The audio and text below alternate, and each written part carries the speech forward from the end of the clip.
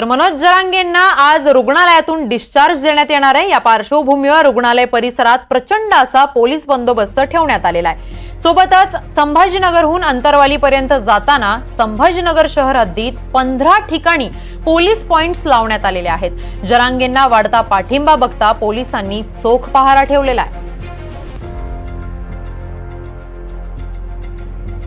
या संदर्भात अधिकची माहिती देण्यासाठी आमचे प्रतिनिधी छत्रपती संभाजीनगरहून मोहसिन आपल्या सोबत आहेत। तर मोहसिन, मनोज जरांगेंना आज डिस्चार्ज मिळणार आहे, तर याच पार्श्वभूमीवर रुग्णालय परिसरात तसेच छत्रपती संभाजीनगर ते अंतरवालीपर्यंत जाताना शहर हद्दीत 15 ठिकाणी पोलीस पॉइंट्स असणार आहेत। काय अधिकची माहिती आहे?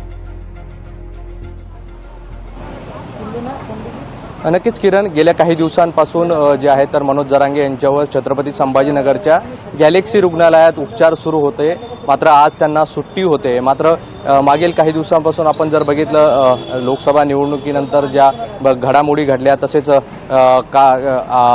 ओबीसींचा जो उपोषण झालं, त्यानंतर एकमेकांवर होणारे आरोप असतील, छगन भुजबळ आणि मनोज जरांगे यांच्याकडून एकमेकांवर होणारे आरोप असतील, या सगळ्या पार्श्वभूमीवर आज त्यांची सुट्टी होताना प्रचंड असा पोलीस बंदोबस्त आपल्याला पाहायला मिळतो। मी सध्या गॅलेक्सी हॉस्पिटलच्या बाहेर उभा आहे आणि आपण या ठिकाणी बघू शकतो की विशेष असे कमांडो देखील या ठिकाणी तैनात करण्यात आलेले आहे।